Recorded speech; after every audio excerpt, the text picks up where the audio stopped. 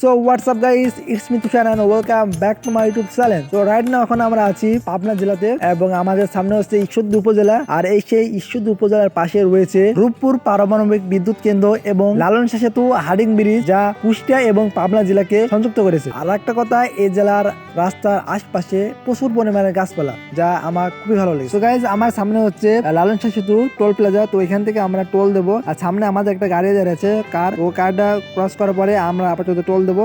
আর guys, exhaust কত toll দিয়েছে এটা আমি জানি না, কারণ আমি ছিলাম একদম ছাদের উপরে। তো আমরা একটা পিক আপ নিচ্ছি। আর গাইস, এই পিক আপে করে ঘুরবো আমরা নাটোর জেলা, তারপরে আমাদের পাবনা জেলা, কুষ্টিয়া, ওই তিনটা জেলা আমি একটা ট্র্যাকের উপরে উঠে কিভাবে ভ্রমণ করলাম সেটা তোমাদের অভিজ্ঞতা তোমাদের মাঝে শেয়ার করবো। এই জার্নিটা খুবই একটা রিস্কি ছিল, কারণ ভাই ট্র্যাকের উপরে মানে মিনি ট্র্যাকের উপরে আমি ভ্রমণ করতেছি শুধুমাত্র জেলা ঘোরার জন্য। তো গাইস, যাই হোক, আমার সামনে দেখতে পাচ্ছ যে সেই চারটা বড় বড় চুলা।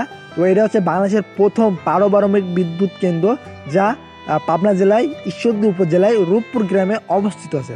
এবং এই লালন সেতুর পাশে এটি অবস্থিত। তোমরা চাইলে বিকালবেলা এখানে ঘুরতে আসতে পারো। তোমাদের যে কোনো জেলা থেকে ট্রেনে করে আসতে পারো, অথবা তোমরা বাসে করে আসতে পারো, বা পিক আপ ভ্যানে করে তোমরা আসতে পারো। তো জায়গাটা খুবই সুন্দর, পদ্মার পার। আর এই পদ্মা নদীটা বাংলাদেশের প্রথম প্রধান নদী, যা কুষ্টিয়া জেলা এবং পাবনা জেলাকে আলাদা করে দিয়েছে, এবং খুলনা বিভাগ এবং রাজশাহী বিভাগ আলাদা করে দিয়েছে এই মাত্র একটা পদ্মা নদী। তো পদ্মা নদীটা খুবই ভয়ানক বাংলাদেশের এবং খুবই সুন্দর। আবার বসে আসি আর আমার মন বলতে আছে ভাই নিচে গিয়ে ভাই লঞ্চে করে পুরো জায়গাটা ঘুর। তো এত সুন্দর জায়গাটা তোমরা চাইলে আসতে পারো। বেশিরভাগ তোমরা বিকালবেলা আসবে, তাহলে তোমরা জায়গাটা সম্পূর্ণ ঘুরতে পারবা। আমার একটা ইচ্ছা আছে যে আমি জায়গাটা ঘুরবো এবং তোমাদেরকে দেখাবো। তো ইনশাল্লাহ এই ভিডিওটা তোমরা খুবই শীঘ্রই পাবা, আশা করা যায়। আর আমরা দেখতে দেখতে আমরা পদ্মা নদীর ওপর দিয়ে লালন সেতু যে ব্রিজটা গেছে সেটা সম্পূর্ণ পার হয়ে গেলাম। আমরা নিচে লাভ যাচ্ছি, আমাদের মানে ছোট মিনি ট্রাকটা নিউট্রাল করে দিয়েছে, মানে ওখান থেকে এত স্পিডে নিচে লাভছে তো ধারণার বাইরে।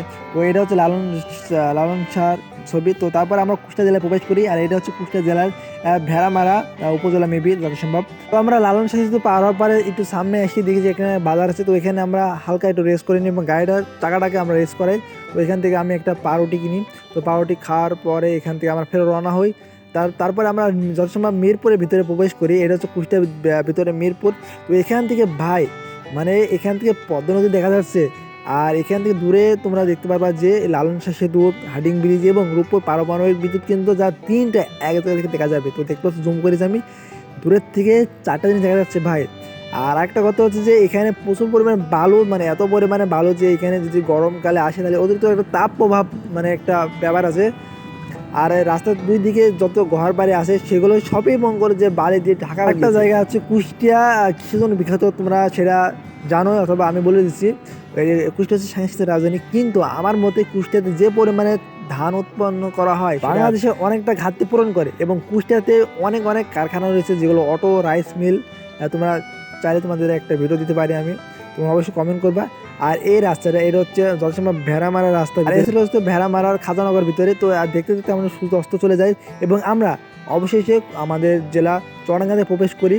এবং ভাই পুরা 4 ঘন্টা জার্নি লেগেছে ভাই এই পুরোটা নাটোর থেকে মানে আমাদের চুয়াডাঙ্গা জেলাতে আসতে। আর আমি খুবই ক্লান্ত গাইজ। এই পর্যন্ত ভিডিওটা শেষ করতে হয়। তো সবাই ভালো থাকবে, সুস্থ থাকবে, আল্লাহ হাফেজ, বাই বাই। আর প্লিজ আমার চ্যানেল সাবস্ক্রাইব করবা।